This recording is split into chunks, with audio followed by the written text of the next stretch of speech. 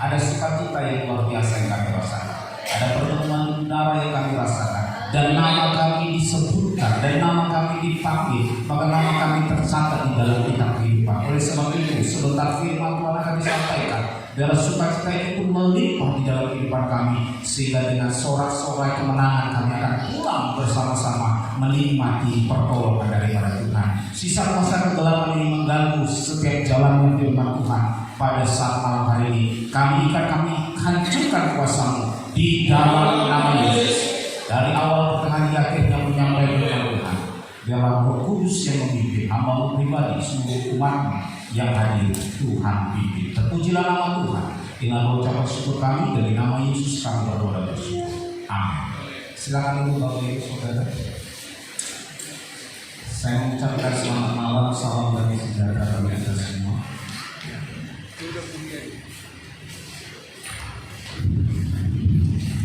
Tuhan, kalau kita masih diberikan kesempatan untuk boleh menikmati ibadah dalam kita malam ini, maka serta kita akan menikmati perjamuan kudus. Bapak Ibu Saudara yang terkasih, mari kita akan belajar firman Tuhan sesuai dengan apa yang kita sepakati adalah ibadah di dalam Alkitab. Kita belajar tentang Alkitab lebih dalam lagi. Nah, Bapak Ibu Saudara terkasih, bahwa hari Minggu kemarin kita sudah mendengar firman Tuhan ya mengenai beberapa hal, dan apa yang kita dengar bersama saya simpulkan menjadi sebuah tema ya, supaya nanti hari Kamis kita punya pembahasan tidak jauh beda ya, supaya kita bisa saling sharing, saling menikmati kesaksian satu dengan yang lain. Saya mengambil sebuah tema dari apa yang menjadi kesimpulan saya hari ini adalah perubahan sejati yang harus dialami kekristenan. Ya, saya ulangi, perubahan sejati yang harus dialami kekristenan. Nah, kemarin kita sudah mendengar ada beberapa hal yang disampaikan, bahwa yang bagian pertama adalah jangan takut ya. Jangan kita menjadi takut kepada manusia, tetapi takutlah kepada Allah, kepada Tuhan. Nah, kalau saya bisa mendefinisikan takut akan manusia adalah lebih cenderung kepada takut kepada hal-hal negatif ya. Takut akan Tuhan membawa kita juga bisa menghormati sesama manusia. Itu yang dikatakan salib ya. Artinya jangan nanti kita salah kaprah ketika kita takut sama Tuhan, kita tak takut manusia. Takut yang dimaksud itu adalah bagaimana kita tidak menyayangkan perbuatan-perbuatan daging ya. Artinya jangan salah kaprah. Nah, berubah dari takut hal-hal yang negatif kepada hal takut kepada Tuhan. Itu yang bagian pertama. Nah, bagian kedua, dari pakaian kotor diubah menjadi pakaian pesta ya. Yang kemarin kita bisa dengar bersama itu bicara tentang Imam besar Yosua ya. Dan yang ketiga mengenai penderitaan ya. Bagaimana setiap orang Kristen itu harus menderita. Nah, kita akan bahas satu persatu 3 poin yang menjadi kesimpulan yang saya ambil itu untuk kita bahas bersama dan kita dalami bersama supaya kita coba memahami satu persatu. Nah, mari kita buka dalam Pemazmur pasal 118. Pemazmur 118.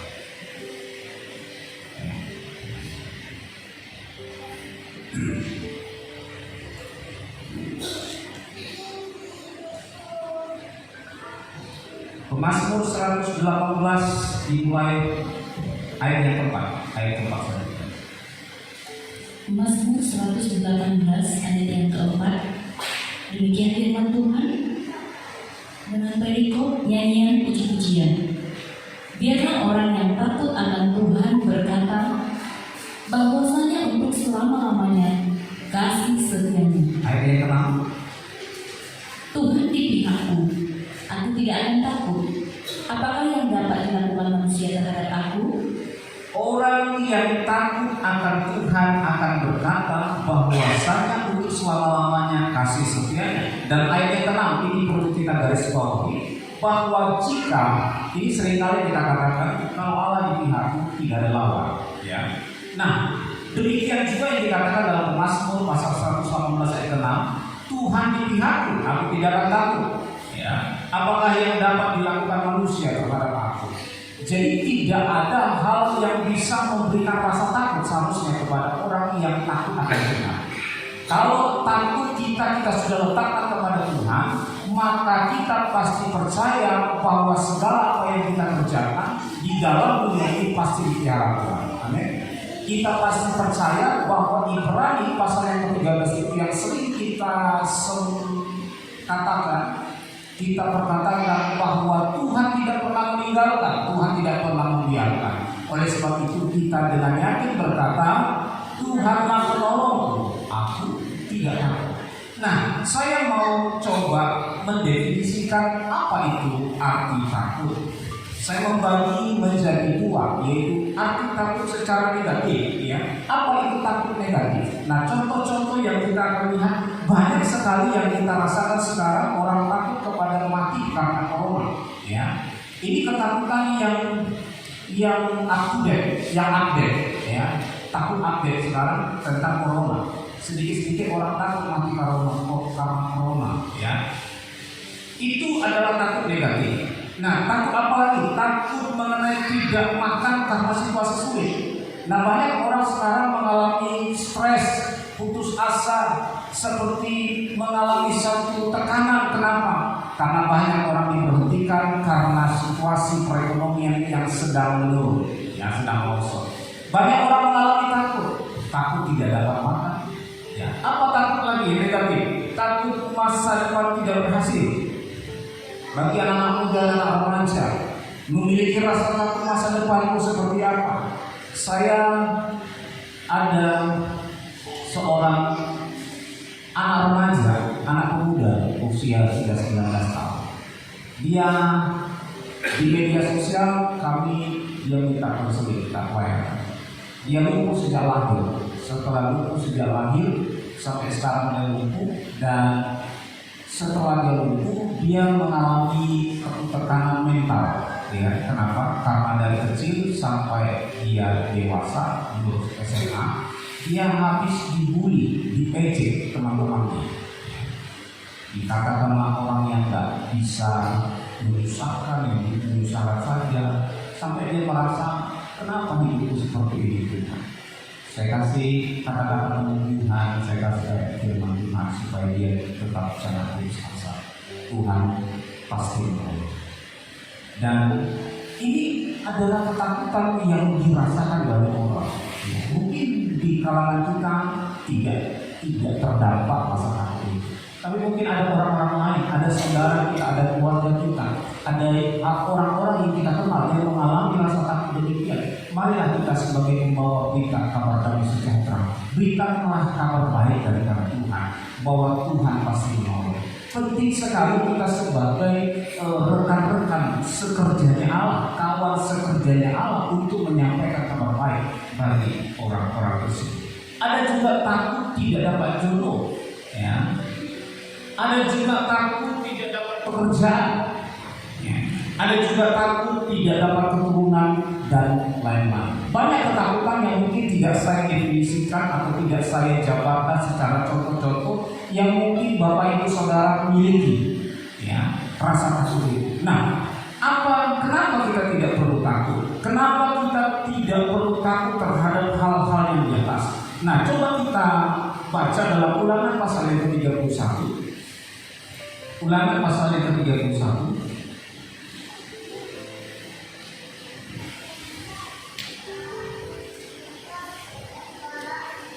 Ulangan pasal 31 ayat yang ke-6.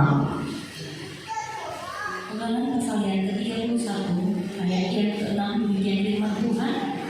Kuatkan dan teguhkanlah hatimu, janganlah takut dan janganlah gemetar karena mereka, sebab Tuhan Allahmu dialah yang berjalan menyertai engkau.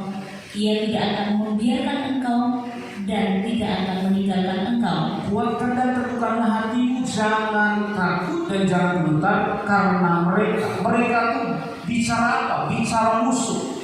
Nah, musuh yang ada terjadi akhir-akhir ini adalah musuh ketakutan, ya.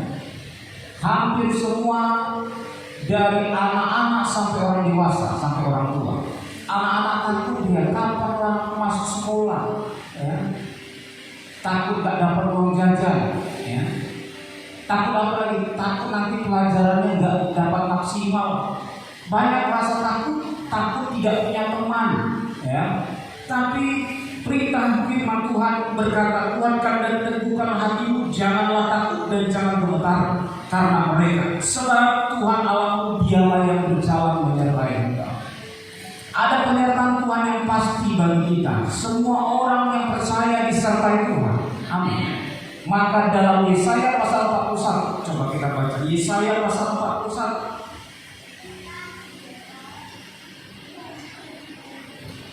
Yesaya 41 ayat yang ke-10.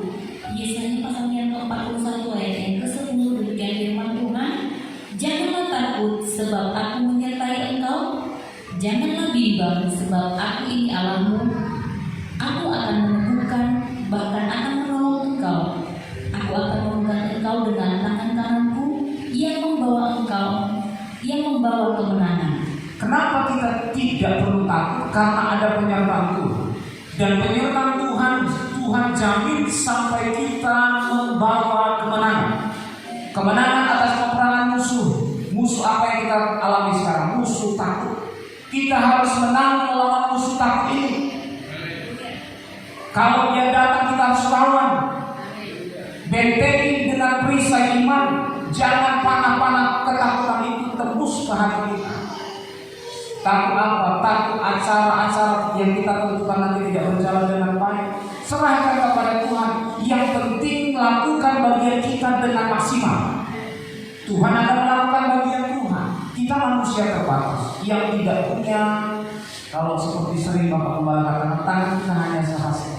Tidak lebih. Kita hanya mampu mengambil benda-benda sejangkau tangan kita dan segenggam tangan kita. Tidak bisa lebih. Makanya ada pepatah berkata, tidak apa daya ingin membunuh tapi tak bisa. Karena tidak sanggup. Artinya lakukan bagian kita dengan maksimal, maka Tuhan akan melakukan bagian Tuhan dengan maksimal. Percaya saja, kita sebagai umat Kristen dituntut sebagai orang yang percaya. Jangan bimbang, jangan takut.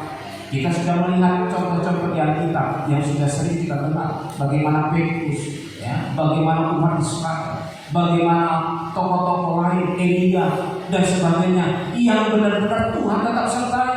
Tapi kadang-kadang mereka merasa putus asa, mereka merasa bimbang, khawatir, takut. Itu selalu menerpa. Kita harus mengalami kemenangan karena penyertaan Tuhan. Nah, oleh sebab itu kita tidak perlu takut karena ada penyertaan Tuhan. Ya, musuh yang dikatakan dalam ayat yang pertama itu adalah musuh yang dikatakan juga seperti di ayat yang ketiga dan keempat dari ulangan tadi. Kita balik ulangan tadi. Ayat yang ketiga dan keempat. Demikian firman Tuhan, Tuhan Allahmu dialah yang akan menyeberang di depanmu, dialah yang akan memurahkan bangsa-bangsa itu dari hadapanmu, sehingga engkau dapat memiliki negeri mereka. Nah, perhatikan, dialah yang akan menggunakan bangsa-bangsa itu. Ada penyertaan Tuhan dan dia yang menghancurkan, menggunakan musuh-musuh tersebut sehingga kita dapat memiliki negeri. Dia bicara kepada Yosua dan umat Israel, tetapi ini kita ambil sebagai makna rohani. Dia yang pribadi yang sama, dia menuntun kita masuk ke Yerusalem yang baru. Dia memberi kita kemenangan. Terus Yosua, dia yang akan menyeberang di depanmu seperti yang difirmankan Tuhan. ayat yang keempat.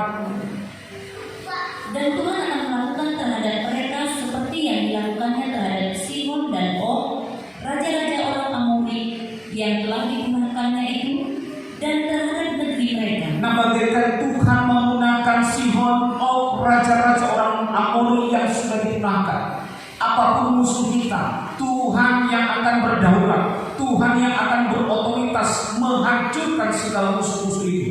Kita hanya tetap melakukan apa yang bagian kita. Nah, tetaplah berserah, tetaplah percaya kepada pertolongan Tuhan. Kita tidak perlu takut kepada perkara-perkara yang datang, tetapi kita perlu menyerahkan hidup kita kepada Tuhan. Kenapa? Ayat kedua, kenapa kita tidak perlu takut kepada musuh-musuh yang di atas, musuh-musuh ketakutan itu. Kita akan baca dalam Yeskiel pasal 11 ayat yang ke-8. Yeskiel 11 ayat yang ke-8. Yeskiel pasal yang ke-11 ayat yang ke-8, demikian firman Tuhan, kamu takut kepada pedang, tetapi aku akan mendatangkan pedang atasmu. Demikianlah firman Tuhan. Kalau kita takut kepada pedang, maka pedanglah yang datang kepada kita. Maka apa yang kau takuti, itulah yang datang kepadamu. Oleh sebab itu kita tidak perlu takut akan makanan dan minuman kita. Kita tidak perlu takut akan masa depan kita. Karena kalau kita takut akan masa depan kita, maka masa depan kita selalu mengalami suram ketakutan. Tuhan sudah berjanji dalam Yeremia 29 ayat 11 berkata bahwa masa depan yang indah yang penuh harapan itu menjadi bagian orang-orang yang mengasihi Tuhan. Oleh sebab itu tidak perlu kita khawatirkan, tidak perlu kita takutkan. Kalau dia datang, kita harus sebut nama Yesus. Aku sanggup karena Yesus memeliharaku. Aku sanggup karena Yesus memberikan kemenangan kepadaku. Rasa bimbang, rasa takut kita harus lawan. Karena apa?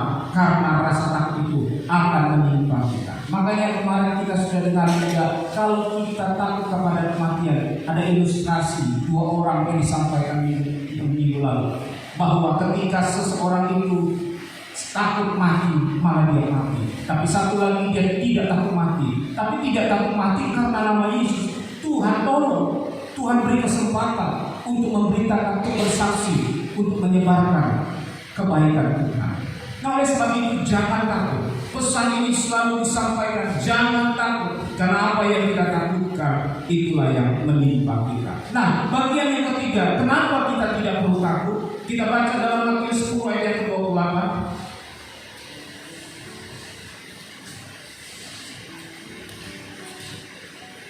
Matius pasal 10 ayat yang ke-28, demikian firman Tuhan.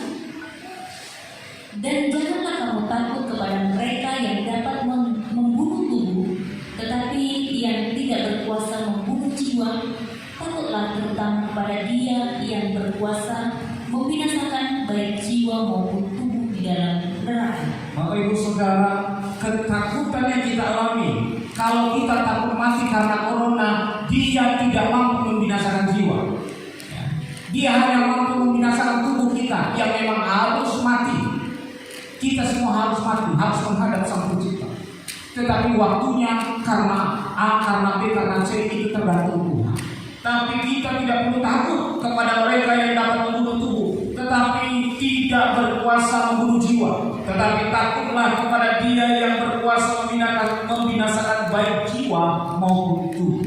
Nah, yang menjadi pertanyaan kita seringkali terlalu menjaga protokol kesehatan secara jasmani, tetapi kita sering lupa menjaga protokol kesehatan secara rohani. Saya seringkali berulang-ulang sampaikan, baik di pemuda juga saya katakan bahwa tubuh kita bisa bertumbuh itu karena makanan jasmani. Bagaimana tubuh rohani kita bertumbuh? Kita harus makan secara rohani. Lagu yang sering kita ulang, lagu-lagu anak sekolah minggu berkata, makan apa? Baca kitab suci, doa tiap hari kalau mau tumbuh. Itu yang harus kita budayakan di dalam kehidupan tubuh rohani kita, supaya rohani kita tidak berdil, supaya rohani kita mengalami pertumbuhan, supaya rohani kita mengalami kedewasaan. Itu sebabnya tetap ada dalam persekutuan berita Injil, ya. Jangan pernah takut, ya, karena ada penyertaan Tuhan. Jangan pernah takut karena apa yang kita takuti itu yang menimpa kita. Jangan pernah takut kepada hal yang membinasakan kita, binasakan tubuh, badani, tetapi tidak mampu membinasakan jiwa. Tapi takutlah kepada Dia yang mampu membinasakan jiwa. Nah, periksa masing-masing kepada hati kita masing-masing. Apakah kita takut kepada hal-hal yang di atas, atau kita lebih takut kepada Tuhan? Apa itu takut akan Tuhan? Tadi kita sudah menjelaskan apa itu takut negatif. Sekarang kita mau melihat apa itu takut akan Tuhan. Nah, yang kemarin kita sudah dengarkan dalam Amsal ayat 13, kita ulangi kembali Amsal ayat 13.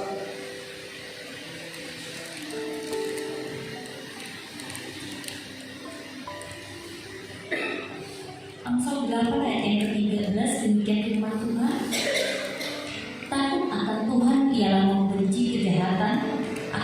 kepada kesombongan, kecongkakan, tingkah laku yang jahat, dan mulut penuh tipu muslihat. Takut akan Tuhan, definisi yang pertama ialah membenci kejahatan. Kejahatan apa semuanya? Baik itu kesombongan, kecongkakan, tingkah laku, tipu muslihat mulut. Ya. Mulut harus dijaga. Kalau A katakan A, kalau B katakan B. Ya katakan ya, tidak katakan tidak. Jangan ya dan tidak, antara dua, ya, abu-abu. Nah, kita harus punya prinsip kejahatan kita harus tinggalkan. Kalau kita berkata kita takut akan Tuhan, kita tetap melakukan kejahatan. Saya pikir makanya dalam Yakobus 4 ayat 4, coba baca Yakobus 4 ayat 4. Yakobus 4 ayat 4. Yakobus 4 ayat yang keempat, demikian firman Tuhan, hai kamu orang-orang yang tidak setia, tidakkah kamu tahu bahwa persahabatan dengan dunia adalah permusuhan dengan Allah? Jadi barang siapa hendak menjadi sahabat dunia ini, ia menjadikan dirinya musuh Allah. Ada dua pilihan, apakah kita menjadi sahabat dunia atau sahabatnya Allah. Tidak bisa kita berada di tengah-tengah. Kita rajin ibadah tapi sifat duniawi kita terus berjalan, tidak mau diubahkan, tidak mau diperbaiki, bahkan tidak mau dididik. Apa yang mau kita pertanggungjawabkan kepada Tuhan waktu nanti pada penghakiman? Semua rekod kita tercatat. Perbuatan baikkah, perbuatan jahatkah, itu semua tercatat. Itu bagaikan video yang diputar kembali. Kalau kita tidak mengaku, kita tidak bertobat, video itu tetap ada, ibarat video. Kita tidak bisa tes, kita tidak bisa beralasan ini dan itu, tapi kita hanya duduk diam, tidak bisa ngomong apa-apa, dengan rasa takut, dengan rasa cemas dan rasa penyesalan kita. Kenapa aku dulu begini, tapi sekarang masih ada kesempatan. Jangan kita mengambil sikap untuk menjadi persahabatan dengan dunia. Kalau dunia bicara tentang kejahatan, kecongkakan, semua ada di dunia ini. Nah, oleh sebab itu marilah kalau kita menjadikan diri kita menjadi sahabatnya Allah, kita harus menjauhi kejahatan. Amin. Kalau kita takut akan Tuhan, kita harus jauhkan kejahatan. Bertobatlah kita. Kalau nggak bisa, mungkin kejahatan kita misalnya ada 20 misalkan. Tapi kita mungkin tidak mampu menghilangkan langsung 20. Hilangkanlah, minta pertolongan Roh Kudus. Hilangkan semuanya. Tapi jangan diatur.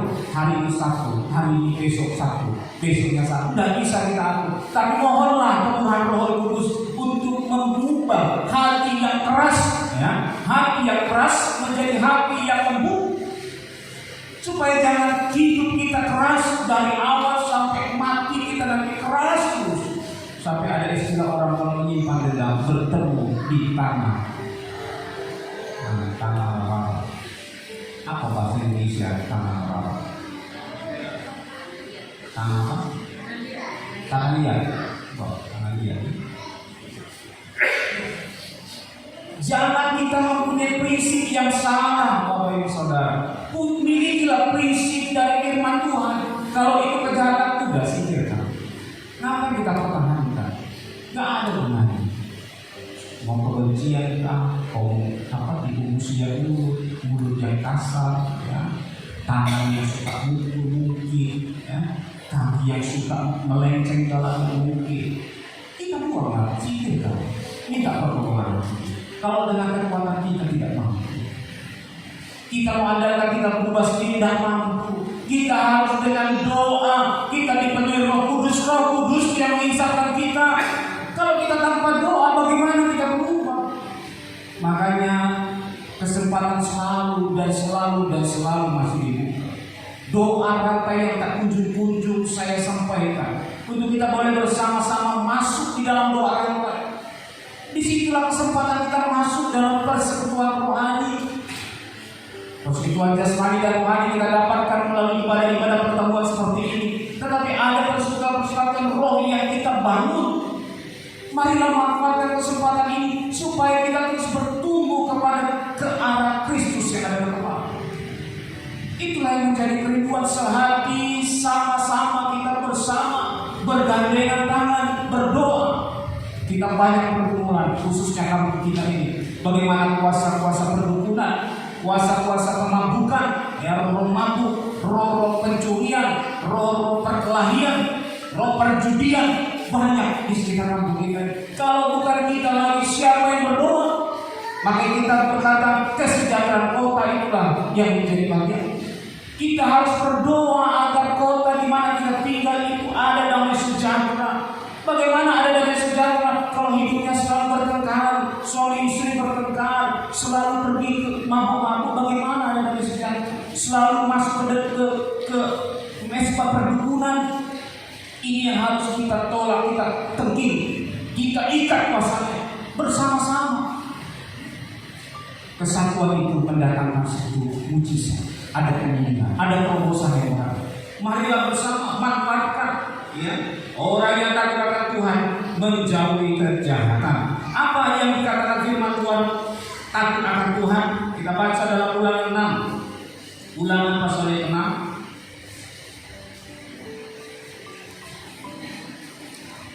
Ayat pertama dan kedua. Ulangan pasal yang ke-6 ayat yang pertama. Dengan perikop, kasih kepada Allah adalah perintah yang utama. Inilah perintah, yakni ketetapan dan peraturan yang aku ajarkan kepadamu atas perintah Tuhan Allahmu untuk dilakukan di negeri kemana kamu pergi untuk mendudukinya, supaya seumur hidupmu engkau dan anak cucumu takut akan Tuhan Allahmu dan berpegang pada segala ketetapan dan perintahnya yang disampaikan kepadamu, dan supaya lanjut umurmu. Orang yang takut akan Tuhan, dalam Ulangan 6 ayat 1 dengan 2 ini dicatat bahwa orang yang takut akan Tuhan adalah orang yang tetap memegang perintah dan ajaran Tuhan, berpegang pada segala ketetapan dan perintahnya. Apa firman Tuhan yang sudah kita dengar? Makanya kenapa hari Kamis selalu kita coba sosialisasikan supaya apa yang kita dengar hari Minggu, apa yang kita dengar hari Selasa, itu bisa kita sharingkan di hari Kamis apa yang kita dapatkan, supaya kita bisa berpegang kepada firman yang kita dapatkan itu, supaya kita bisa melakukan firman yang kita mengerti. Jangan dari awal sampai akhir penyampaian firman Tuhan tidak ada yang kita dapat. Ini yang menjadi masalah. Ada yang 10, ada yang 20 ayat yang keluar setiap ibadah. Minimal 1, 2, 3, 4, 5 ayat bisa kita pegang, dan itu yang bisa kita lakukan. Sehingga terjadilah pertumbuhan hati kita. Orang yang takut akan Tuhan, dia akan memegang, dia akan menjaga firman Tuhan di dalam hidupnya, bahkan dia akan melakukan segala perintah yang disampaikan kepada dia. Oleh sebab itu jangan keraskan hati kita. Bukan hati kita sebagai oleh-olehnya untuk firman Tuhan, dan tutuplah hati kita sekecil-kecilnya, serapat-rapatnya untuk perkara-perkara yang duniawi, sehingga kita terus dibangun, pikiran kita terus didewasakan, dan hidup kita semakin menyenangkan hati Tuhan, semakin takut akan Tuhan. Apa yang ketiga yang dikatakan takut akan Tuhan? Kita baca dalam Mazmur 19 ayat yang 9. Mazmur 19. Sedikit kita banyak ayat, ya Bapak Ibu ya. Mazmur 19 ayat yang ke-9, demikian firman Tuhan. Perintah Tuhan itu tepat, menyukakan hati. Perintah Tuhan itu murni, membuat mata bercahaya. Ayat yang ke-10. Takut akan Tuhan itu suci, tetapi ada untuk selamanya, tetap ada untuk selamanya. Hukum-hukum Tuhan itu benar, adil semuanya. Takut akan Tuhan itu adalah suci. Kalau kita berkata kita takut akan Tuhan, kita harus membangun hidup kita di dasar kesucian, jangan di dasar kekotoran. Suci, kudus, jangan terkontaminasi. Kalau air putih, dia putih dasarnya, tapi kalau terkontaminasi dengan tinta, saya pernah ilustrasikan, ketika tinta itu masuk, dia akan terkontaminasi. Terkontaminasi jadi warna yang kita masukin. Kalau dia kuning, kita masukin dia menjadi warna kuning. Kalau air putih kalau dia merah menjadi merah. Hidup kita itu harus berhati-hati. Apa yang kita masukkan, apa yang kita terima, apa yang kita lihat itu harus hati-hati. Karena manusia ini sering dan gampang sekali untuk terkontaminasi. apalagi kalau perkara-perkara menghasutkan, ada perkara negatif, ya, ngobrol sana, ngobrol sini, dan tiba-tiba langsung terkontaminasi dan kita mau tidak mau terbawa. Itu kayaknya sudah kemanusiaan begitu. Nah, oleh sebab itu kita harus berhati-hati. Jangan kita sembarang memasukkan apa yang kita dengar, apa yang kita lihat, itu harus kita perhatikan supaya hidup kita tidak terkontaminasi. Kita harus hidup di dalam kesucian. Amin. Karena dalam ayat emas para pemuda, ya, dalam 1 Timotius 4 ayat 12, coba baca 1 Timotius 4 ayat 12. Ini harusnya ayat emas pemuda. 1 Timotius pasal yang keempat ayat yang ke-12.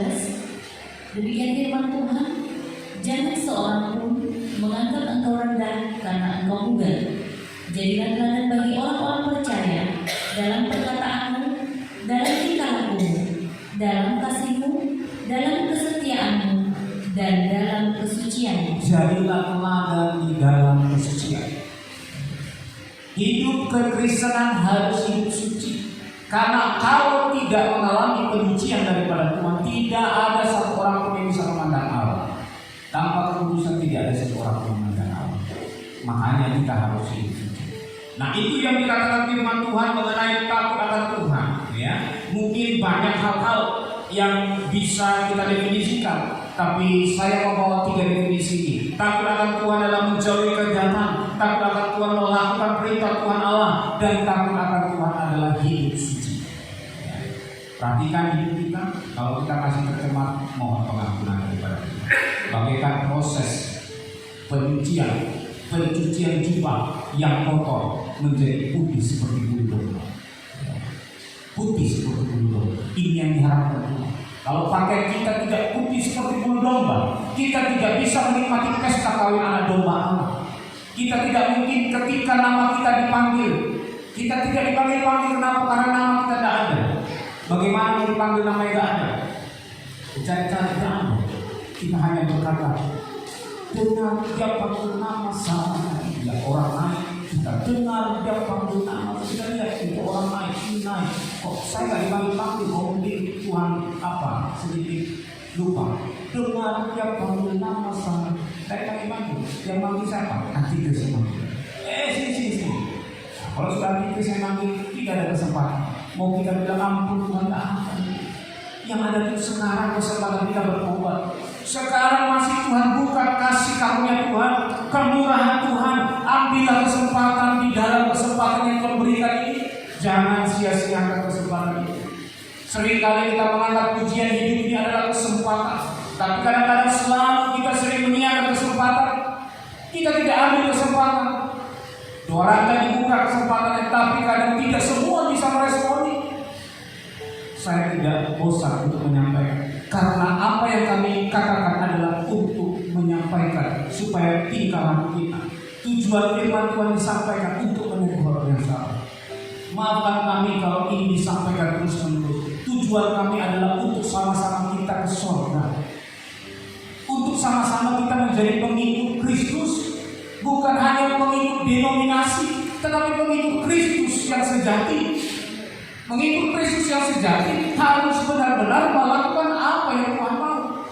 Doa itu adalah nafas, doa itu adalah gaya hidup Kristen. Oleh sebab itu, 3 hal yang dikatakan firman Tuhan mengenai takut akan Tuhan. Yang pertama, Bapak Ibu, menjauhi kejahatan. Ya, yang kedua, apa?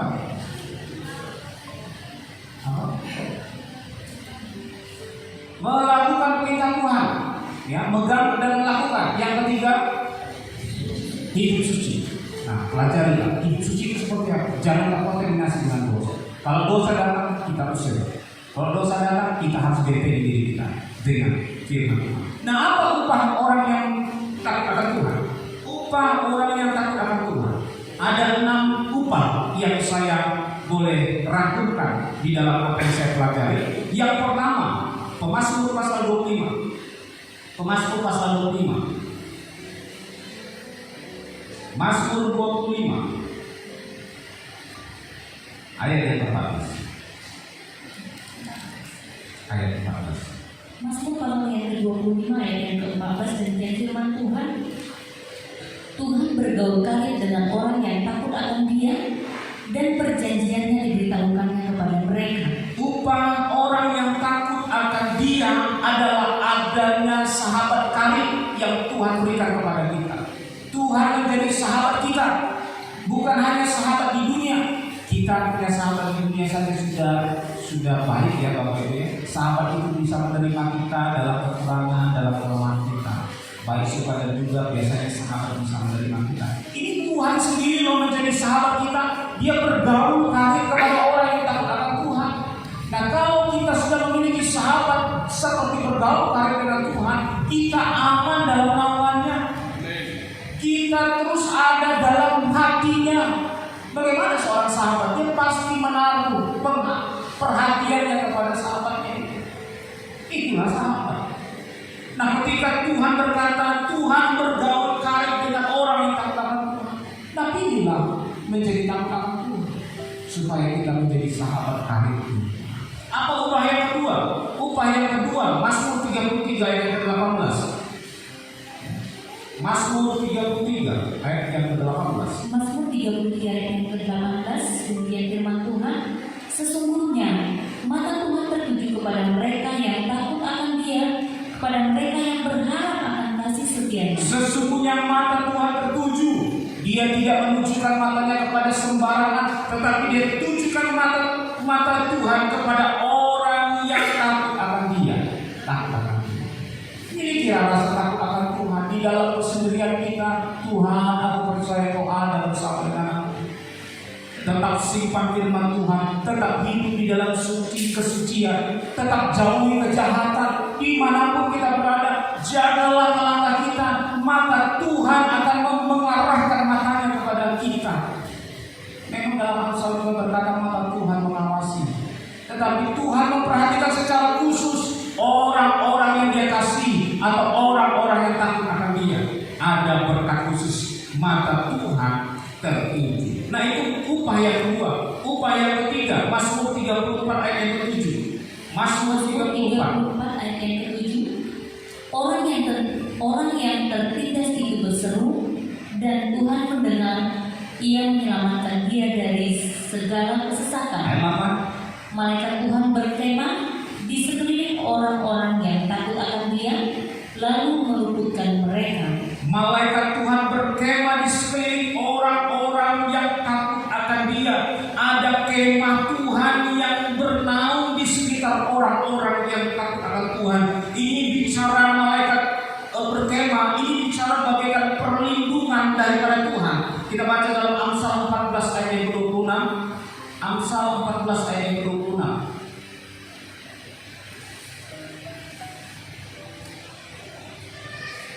Amsal pasal 14 ayat yang ke-26. Dalam takut akan Tuhan ada ketentraman yang besar, bahkan ada perlindungan bagi anak-anaknya. Nah, bagaikan kemah itu menjadi perlindungan bagi anak-anaknya yang takut akan Dia. Nah, oleh sebab itu milikilah rasa takut, tetap berpegang pada perintah Tuhan, hidup suci dan menjauhi kejahatan, sehingga kita mendapatkan perlindungan khusus dari malaikat. Makanya kita sering berdoa, pagari rumah kami dengan malaikat surga, dengan bala tentara surga. Ketika kita memiliki rasa takut, maka malaikat itu akan bernaung, berkemah di sekitar rumah kita, di sekitar perlindungan kita, pemukiman kita. Nah, kita harus merindukan hal ini terjadi di masing-masing keluarga kita, supaya kita terlindungi dari niat-niat si jahat, dari tipu muslihat si iblis. Kita harus adakan kemah bagaikan perlindungan. Selain perlindungan, kemah itu juga berbicara tentang kehidupan. Di ayat yang selanjutnya, ayat 27. 27. Amsal 14 ayat 27. Takut akan Tuhan adalah sumber kehidupan, sehingga orang terhindar dari jerat maut. Takut akan Tuhan itu adalah sumber kehidupan. Karena apa? Ada kemah malaikat itu yang bernaung di sekitar kita, sehingga ada kehidupan yang diberikan kepada kita. Yesus berkata, Akulah jalan kebenaran dan jalan kehidupan. Tidak ada seorang pun yang dapat datang sampai kepada Bapa kalau tidak melalui aku, kata Yesus. Yesus sumber kehidupan. Yohanes 7 ayat yang ke-37, air sumber hidup. Barang siapa datang kepadamu, dia tidak akan mengalami kehausan lagi. Yesus sumber jawaban kita. Yesus sumber kehidupan kita. Oleh sebab itu kalau kita sadar Yesus sumber kehidupan kita, tinggalkanlah dunia ini. Arti tinggalkan dunia ini bukan berarti kita langsung tidak bekerja, kita duduk di rumah berdoa, tidak. Tapi lakukanlah pekerjaan kita dengan rasa takut. Dalam pekerjaan kita jaga, jangan kita melakukan kejahatan, jangan melakukan tipu. Ya, pedaganglah, karyawan bisa juga menipu. Ya, banyak karyawan menipu. Dia bilang jual sekian, rupanya cuma sekian. Menipu itu kejahatan. Ketika kita dalam pekerjaan kita harus tetap memegang perintah Tuhan, tetap kita ingat perintah Tuhan, dan di dalam pekerjaan pun kita harus menjaga kesucian. Itu ciri khas orang yang takut akan Tuhan. Bukan hanya ketika kita di gereja kita menjadi suci, tapi ketika di luar gereja, di situ nampakkanlah kesucian kita. Di situ nampakkanlah perbedaan kita. Makanya malaikat berkata ada perbedaan antara orang yang beribadah dengan orang yang tidak beribadah. Perbedaannya itu dari sikap, dari pertumbuhan, dari uang. Bukan sering beribadah sama tidak beribadah, sama sikapnya. Yang suka jauh tetap jauh. Hanya bedanya dia datang ibadah. Ibadah tanpa menikmati kuasa ibadah itu sia-sia. Malah Tuhan benci. Apalagi orang yang datang kepada Tuhan tidak didorong oleh Roh Kudus. Tuhan sangat benci. Kasihilah Tuhan Allahmu dengan senang hatimu, jangan dengan setengah. Karena Tuhan sudah memberikan senang, bukan setengah diberikan. Seluruh hidupnya itu bicara sempurna, tanpa cacat. Dia pribadi yang sempurna. Dia dapat menderita dengan sempurna. Untuk apa? Untuk mengasihi kita. Makanya dia berkata dalam hukum yang pertama, kasihilah Tuhan Allahmu dengan segenap, bukan dengan setengah. Setelah kita bisa mampu mengasihi Tuhan Allah dengan segenap, baru kita bisa mengasihi yang kita lihat ini dengan segenap. Kalau kita tidak mengasihi Tuhan dengan segenap, mustahil kita bisa mengasihi istri, mustahil kita bisa mengasihi suami, mustahil kita bisa mengasihi orang tua, mustahil kita bisa mengasihi sesama kita kalau kita tidak mengasihi Tuhan dengan segenap hati. Itu rumusnya. Rumusnya tidak mungkin kita berlaku. Malah kebaikan kita menurut Yesaya berkata itu bagaikan kain kotor. Kebaikan kita, dasar kita memberi karena dasar daging, itu kain kotor. Tapi ketika kita memberi karena dasar kasih kita kepada Allah, maka itu dikatakan lenang halus. Pakaian pesta kita bukan karena perbuatan. Sekali lagi saya katakan, manusia, orang percaya itu selamat bukan karena perbuatan, tetapi karena kasih kemurahan Tuhan. Tapi ketika kemurahan Tuhan ada dalam hidup kita, kita mampu menjadi orang yang murah hati, panjang sabar dalam segala sesuatu. Inilah yang harus kita tingkatkan dalam hidup kita. Bagaikan ada perlindungan, itulah upah orang yang takut akan Tuhan. Yang keempat, upah yang takut akan Tuhan. Mazmur 34 ayat yang ke-11. Mazmur 34 ayat yang ke-11 demikian firman Tuhan, singa-singa muda merana kelaparan, tetapi orang-orang yang mencari Tuhan tidak kekurangan sesuatu pun yang baik. Singa-singa muda merana kelaparan, tetapi orang yang mencari Tuhan. Perhatikan, orang yang mencari Tuhan tidak akan kekurangan sesuatu apapun yang baik. Ayat yang ke-12. Marilah anak-anak dengarkanlah aku, takut akan Tuhan akan kuajarkan Penting kepadamu. sekali memiliki takut akan Tuhan supaya hidup kita tetap ada dalam perlindungan, tetap ada dalam berkat Tuhan, tidak akan kekurangan. Makanya saya katakan tadi, itu salah satu faktor ketakutan negatif. Takut tidak makan, takut tidak berhasil. Tuhan jamin. Makanya ayat yang sering kita dengar, burung-burung di udara saja Tuhan pelihara, anak-anak cucu orang-orang benar tetap dipelihara Tuhan, sampai memutih rambut pun Tuhan tidak pernah tinggalkan. Karena Tuhan kita adalah setia dan adil. Dia menepati setiap janji firman-Nya. Dia tetap menepati. Dia tetap janji Bapak. Kalau kita masih belum sama dengan pribadi Yesus, mintalah permohonan kekuatan Roh Kudus mengubahkan, sehingga ketika kita tidak berkekurangan, itu artinya kita memiliki rasa puas, rasa cukup, bukan hanya berlebih secara materi, tetapi ada rasa cukup. Kadang-kadang orang punya lebih materi tapi rasa puasnya tidak ada, rasa cukupnya tidak ada. Tetapi orang yang takut akan Tuhan memiliki rasa cukup, walaupun dia mungkin tidak sekaya orang seberang, orang-orang di sekitar dia, tetapi ada rasa cukup yang dia nikmati daripada Tuhan. Itu datang dari Tuhan. Tidak merasa Tuhan, aduh, aku sudah punya A, harus B, harus C, harus tidak seperti itu. Orang yang takut akan Tuhan merasa cukup. Kita baca dalam Amsal pasal 15 ayat yang ke-16. Amsal pasal yang ke-16 ayat yang ke-16. 15 ayat yang ke-16.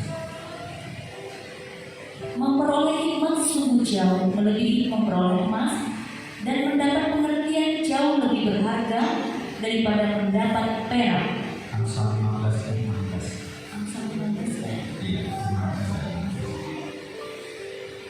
Amsal 15 Ayat 16. 16. Lebih baik sedikit barang dengan disertai takut akan Tuhan daripada banyak harta dengan disertai kecemasan. Nah, betul. Kita punya sedikit tapi punya rasa puas itu lebih baik daripada punya banyak tapi cemas terus bawaannya, takut bawaannya. Kita mau pergi takut, kita mau kemana-mana takut. Karena apa? Banyak takut. Tapi kalau kita punya harta disertai rasa cukup, itu lebih puji Tuhan. Menganggap apa yang kita punya itu adalah milik Tuhan, itu pasti Tuhan yang lindungi. Kekuatan kita tidak bisa melindungi. Makanya kejadian beberapa kali di Makassar dan di daerah sini. Jadi terkait tangan itu kalau sudah diambil sudah mengucap syukur dalam segala. Oleh sebab itu lebih baik sedikit barang. Ya. Artinya teman-teman bukan menyuruh kita udah perlu kerja keras, tapi jangan ketika kita mendapatkan yang lebih kita menganggap itu hasil kita dan milik kita sepenuhnya. Tapi kalau kita tidak memiliki rasa takut, kita pasti disertai dengan kecemasan. Banyak uang pun cemas, sedikit uang pun cemas. Ya, sama-sama cemas.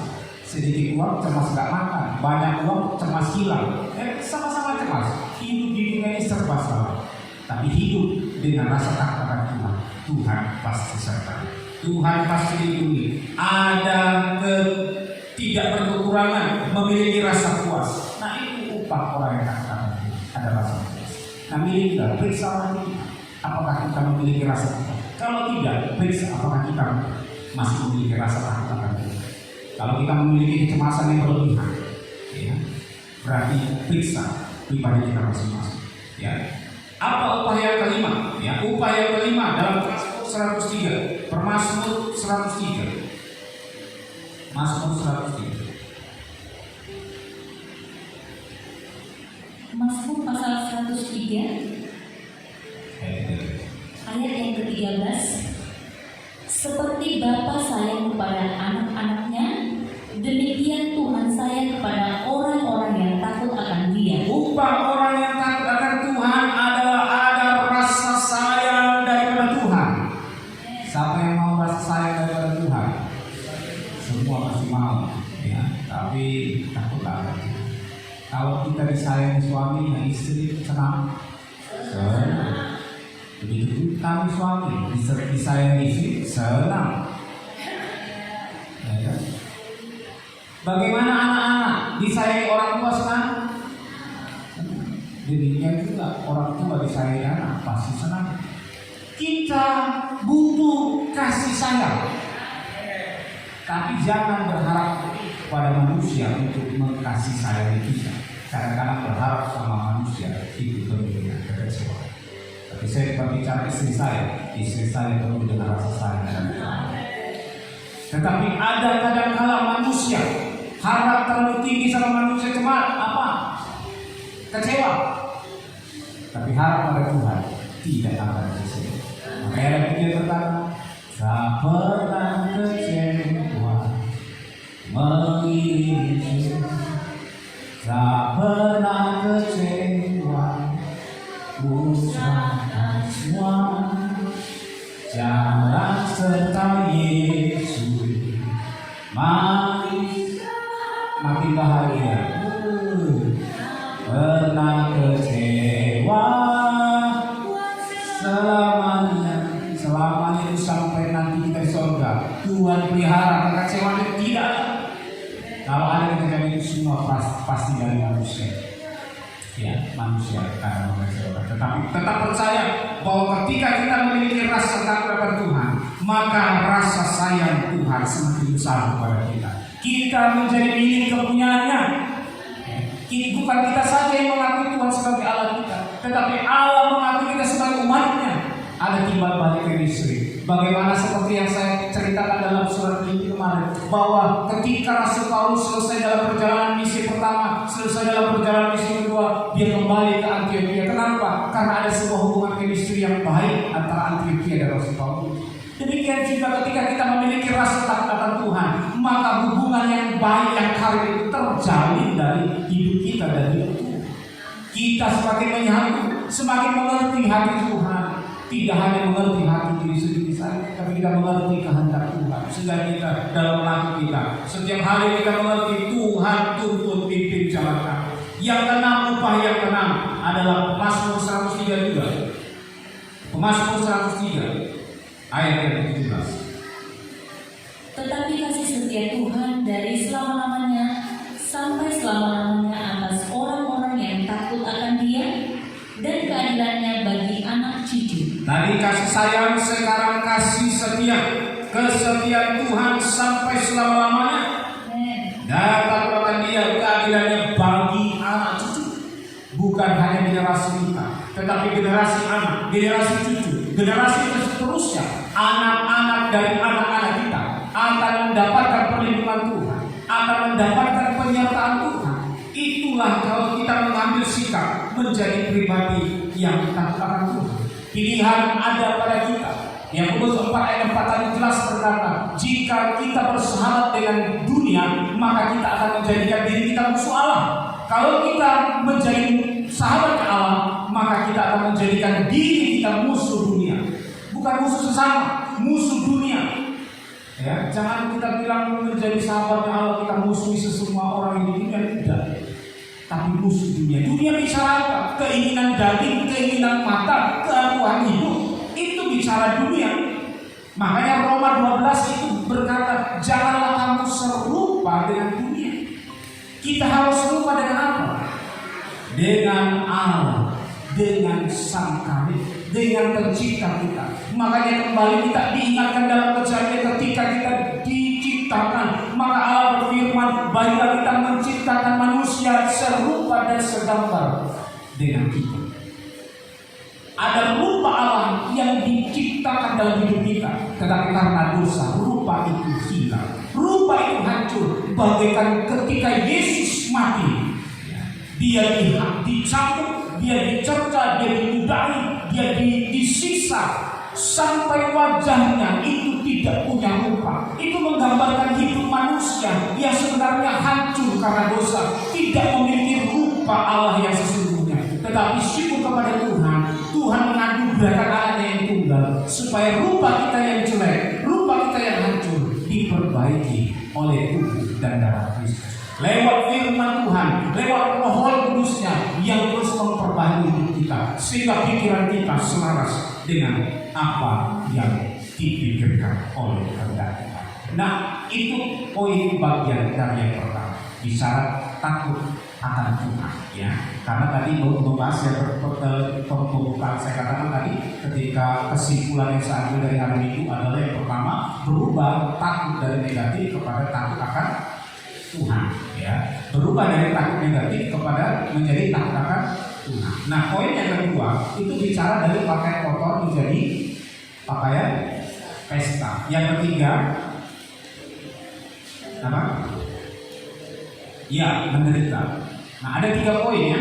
Nah, kita baru bahas poin yang pertama. Poin 2 dan 3 mungkin tidak malam ini kita bahas. Nah, biarlah apa yang saya sudah sampaikan yang mengenai berubah dari takut negatif menjadi takut akan Tuhan itu bisa membawa kita merenungkan kasih Allah, ya, merenungkan bagaimana pribadi kita, apakah kita sudah memiliki rasa takut akan Tuhan.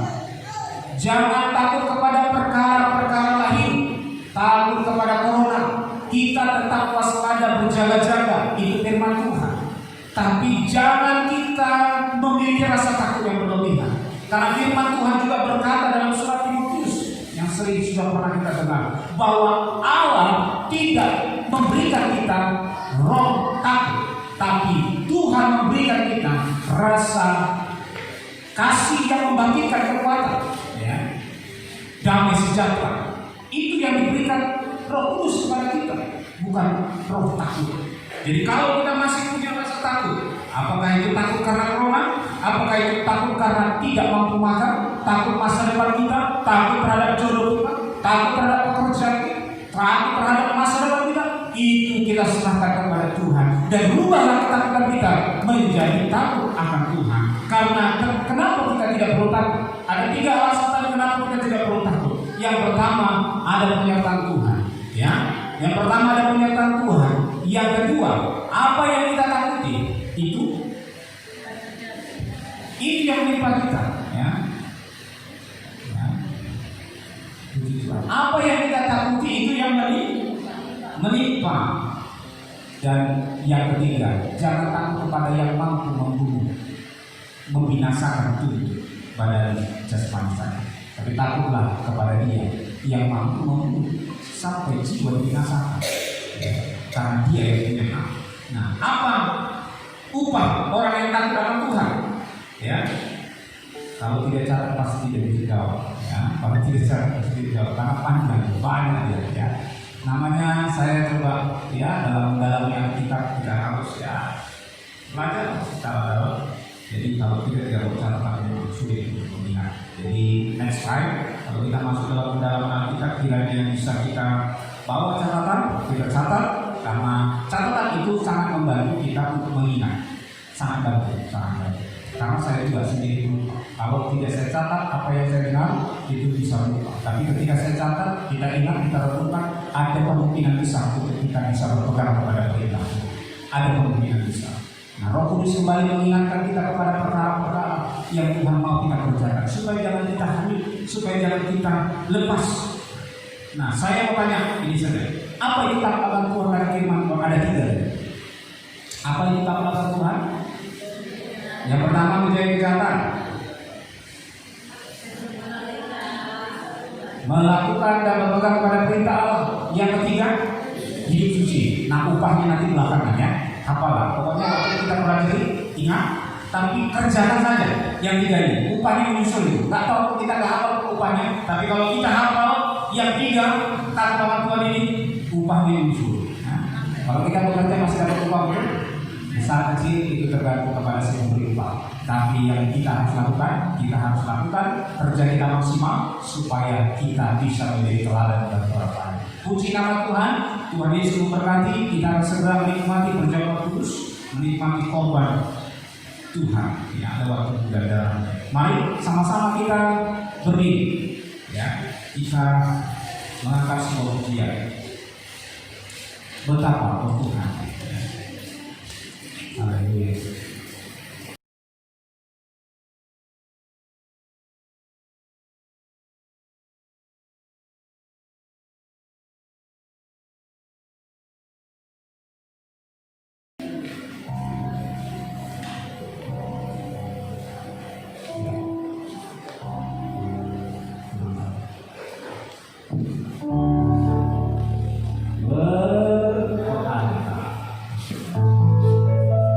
Berharga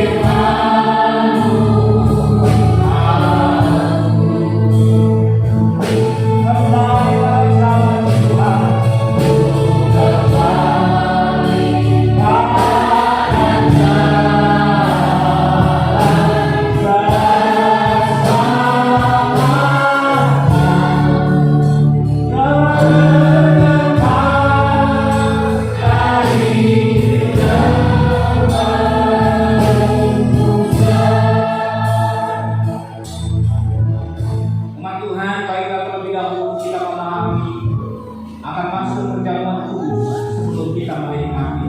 Perjamuan kudus adalah perintah Tuhan itu sendiri, tertulis dalam Injil Lukas, agar kita memperingati sengsara Tuhan, yaitu Kristus hingga Ia datang kembali. Perjamuan kudus adalah sebagai tanda perjanjian baru dari kasih Allah dari Tuhan Yesus Kristus kepada kita orang berdosa, sehingga pada waktu kita menerima roti yang dipecah-pecahkan, yang membayangkan kehancuran tubuh Kristus dan cawan air mani yang membayangkan tercurahnya darah Tuhan Yesus bagi penebusan dan keampunan dosa kita. Perjamuan kudus adalah perjamuan persekutuan demi korban sengsaranya Yesus kepada kita manusia berdosa, yang tidak disentuh Allah kini telah diperdamaikan dengan Tuhan dan sesama kita, sehingga Yesus dalam kita dan kita dalam Yesus akan menjadi kenyataan dalam hidup kita dan hari kesukaan. Bapa di dalam sorga, kami berdoa, kuduskanlah perjamuan kudus yang akan kami nikmati. Bila kami menikmati dan menerima perjamuan kudus dengan cara yang benar, agar hidup kami tidak menjadi hidup yang tertutup, tapi hidup yang diberkati untuk mempermuliakan nama Tuhan. Di dalam nama Tuhan Yesus kami berdoa. Amin. Silakan duduk teman. Betapa oh Tuhan, firman-Mu aku memancarkan kehidupan manusia berdosa.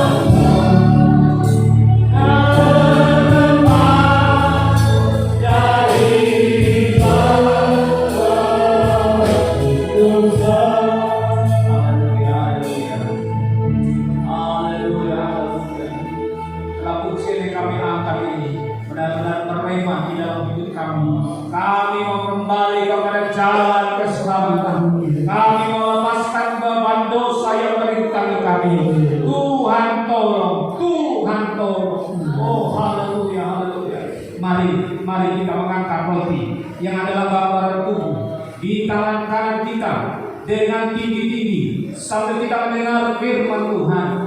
Sebab apa yang telah teruskan kepadamu telah aku terima dari Tuhan, yaitu bahwa Tuhan Yesus pada malam waktu Ia diserahkan, Ia mengambil roti dan sesudah itu Ia mengucap syukur atasnya, Ia memecah-mecahkannya dan berkata, inilah tubuhku yang kuserahkan bagi kamu, perbuatlah ini menjadi peringatan akan aku. Percayakan kita bahwa apa yang kita angkat pada tangan kanan kita ini adalah tubuh Kristus. Amin. Kalau begitu, mari kita makan dengan rasa percaya bersama-sama di dalam nama Tuhan Yesus Kristus.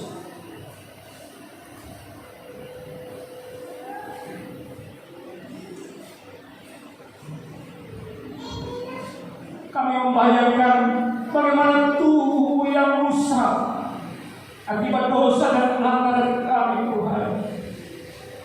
Tubuh terkoyak, Tuhan. Tuhan mengutuskan, Tuhan membuktikan. Terima kasih Tuhan. Tubuh Tuhan yang terkoyak. Oh, terima kasih buat Tuhan. Terima kasih Tuhan, Tuhan. Terima kasih buat Tuhan. Terima kasih Tuhan. Terima kasih. Terima kasih Tuhan. Itu besar kasih Tuhan. Terima kasih Tuhan. Itu besar kasih Tuhan. Terima kasih besar kasih Tuhan. Terima kasih Tuhan. Mari kita mengangkat anggur dalam cawan. Dan adalah gambaran Kristus di tangan kanan itu dengan tinggi, dengarlah firman Tuhan. Demikian juga yang mengambil cawan sesudah ia makan, lalu berkata, cawan ini adalah perjanjian baru yang dikontrakkan oleh darahku. Perbuatlah ini setiap kali kamu meminumnya menjadi peringatan akan aku. Sebab setiap kali kamu makan roti dan minum cawan ini, kamu memberitakan kematian Tuhan sampai Ia datang. Percayakah kita bahwa apa yang kita angkat pada tangan kanan kita adalah ke arah Kristus? Jika kita percaya, mari kita makan bersama-sama di dalam nama Tuhan Yesus Kristus. Oh, haleluya. Oh, haleluya. Hallelujah.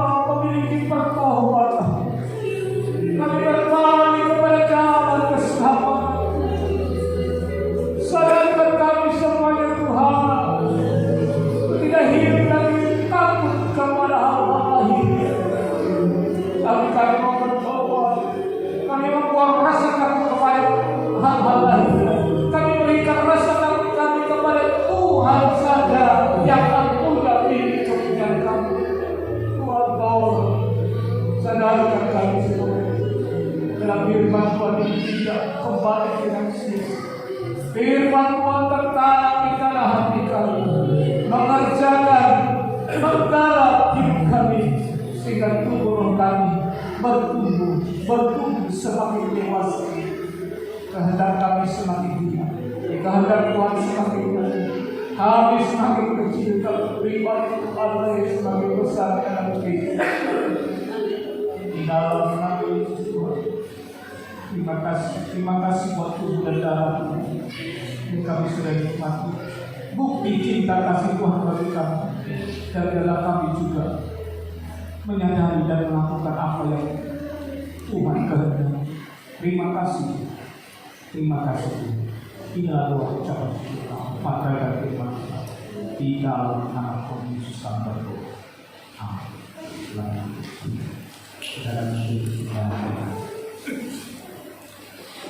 ada pertemuan juga.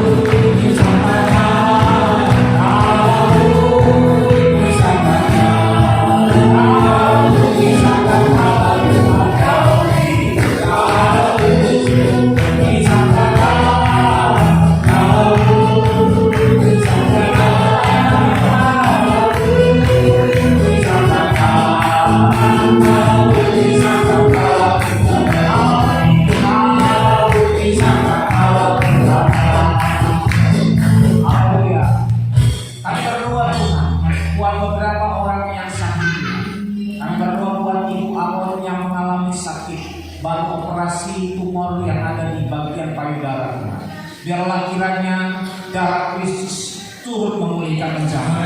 Melihat setiap bagian-bagian yang mengalami operasi, Tuhan memulihkan dengan sempurna. Dalam waktu yang cepat dia bisa kembali beraktivitas dalam segala apa yang dia kerjakan. Tuhan yang memberkati. Demikian juga kami berdoa buat Bapak Putri yang mengalami kelemahan fisik. Tuhan yang terus memulihkan hidupnya. Dia bisa menjaga, merawat tubuhnya dengan baik, dan biarlah dia pergunakan untuk mempermuliakan nama Tuhan. Demikian juga kami menyerahkan buat saudari kami Yulis yang ada di Pulau Nias yang mengalami lumpuh sejak lahir. Biarlah Allah Kudus terus menopang kehidupannya. Engkau menjamah kehidupannya.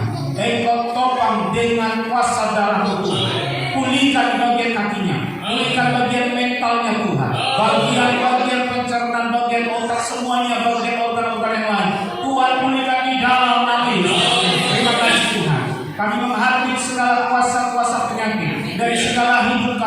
baik itu bagian demam, baik itu bagian flu, sakit kepala, encok-encok kami hadapi di dalam nama Yesus. Tuhan Yesus pulihkan. Dari hidup kami semua sehat sampai mendatang. Dengan persembahan tubuh kami, guna hormat kemuliaan bagi kami. Kami juga memerangi segala sisa kuasa kegelapan, roh perdukunan, roh perzinahan, perginahan, pemabukan, roh perjudian, roh pemberontakan, roh pencurian. Tuhan, kami berdoa, otoritas Allah ada bersama dengan kami. Kami ikat, kami patahkan, kami hancurkan di dalam nama Yesus, di dalam nama Yesus, di dalam nama Yesus. Kemah Tuhan bernaung di tempat kami, kemah Tuhan bernaung di rumah kami masing-masing. Keluarga lepas keluarga, pribadi lepas pribadi. Ada naungan dari malaikat surga, bagikan perlindungan dan kehidupan itu menyertai bagi setiap kami yang menerima di dalam nama Yesus. Terima kasih Tuhan. Semua yang sudah melayani dari WL Singkat Musik, bahkan pelayan perjamuan, dan demikian juga yang megang laptop sound dan semua kami yang mengambil bagian membaca firman, Tuhan tolong. Dan kalau pribadi juga Tuhan tolong terus berkati dalam segala kekurangan terbatasan. Tuhan yang terus menolong. Terima kasih Tuhan. Bapak Gembala kami juga yang melayani di dalam perkotaan juga Tuhan memberkati dan terus Tuhan mengurapi dengan dahsyat Tuhan. Dan Ibu Gembala kami juga Tuhan tetap sertai. Tuhan pulihkan, Tuhan kuatkan terus hidup di masa tuanya, hidup yang menjadi segar dan terus untuk memberitakan kabar baik dari Tuhan. Terima kasih Tuhan. Kami percaya bahwa Allah dengan sempurna menyertai, menolong kami, setiap kami yang hadir pada malam hari ini. Nikah rumah tangga kami diberkati dan usaha pekerjaan kami, buah nikah semuanya Tuhan berkati. Pertumbuhan kesehatan, kekuatan, kepintaran masa depan daripada Tuhan diberkati. Terima kasih Tuhan. Segala hormat kemuliaan bagi nama Tuhan. Bagi rekan-rekan kami yang tidak bisa berkesempatan hadir, Tuhan terus menolong, terus Tuhan mengikuti mereka di dalam nama Yesus. Kalau sebentar kami akan berpisah satu dengan yang lain, dan Tuhan terus menyertai, memimpin, memelihara hidup kami sampai kemenangan masing-masing, baik kami yang dekat maupun kami yang jauh, dipelihara oleh Tuhan. Terima kasih Tuhan. Kami mengusir, mematahkan segala kecelakaan malam petaka, roh yang membuat menghambat perjalanan kami, kami hancurkan di dalam nama Yesus. Terima kasih. Keselamatan daripada Tuhan ada menjadi bagian. Lalu ucap syukur kami, korban persembahan yang sudah kami berikan juga Tuhan berkati, dan kami juga semakin diberkati Tuhan. Terima kasih Tuhan, terpujilah nama Tuhan. Lalu ucap syukur kami, sempurnakan terus apa yang kami sampaikan. Banyak hal yang kami ingin beri panjangkan, tapi Tuhanlah yang menolong. Dan demikian juga kami juga berdoa buat acara pernikahan, buat Tandu dan Rita. Demikian buat Holo dan Elvi. Tuhan yang terus memberkati pernikahan mereka nanti, dan Tuhan yang terus mencukupkan segala kebutuhan mereka, segala persiapan-persiapan yang mereka persiapkan. Dan Tuhan berhikmat bijaksana bagi kedua pasangan ini, calon mempelai ini, untuk mereka boleh mempersiapkan yang terbaik, dan itu dipersembahkan untuk kemuliaan nama Tuhan. Terima kasih Tuhan, terpujilah nama Tuhan. Dan bagaikan tua rantai yang kami kerjakan juga setiap hari 4 kali dalam seminggu, juga Tuhan tolong berikut berkemurahan Tuhan untuk setiap umat Tuhan, pelayan Tuhan semua mulai mengambil bagian dalam doa ini Bapak. Terima kasih. Inilah doa bersyukur kami. Ini nama Tuhan Yesus kami berdoa dan bersyukur. Mari umat Tuhan kita sama-sama menerima berkat daripada Tuhan. Tuhan memberkati engkau dan Tuhan melindungi engkau. Tuhan menyinari engkau dengan wajahnya dan memberikan engkau kasih karunia. Tuhan menghadapkan wajahnya kepadamu dan memberikan engkau damai sejahtera. Pulang membawa berkat damai sejahtera daripada Allah Bapa, Anak dan Roh Kudus, yang menyertai memimpin memelihara kita sejak malam hari ini sampai Maranatha Tuhan Yesus secara kedua kali menyertai, menjemput sekalian kita masuk di Yerusalem yang baru. Terpujilah nama Tuhan. Dan doa syukur kami perolahkan. Kami juga tetap menyerahkan hamba-Mu Marul dan rombongan yang berangkat menuju perjalanan kesehatan. Juga Tuhan sertai pergi dan pulang, disertai Tuhan limpah dengan damai sejahtera. Inilah doa ucap syukur kami. Di nama Yesus kami berdoa bersyukur. Haleluya. Bapa, terima kasih. Bapa, terima kasih. Bapa, terima kasih. Bapa, terima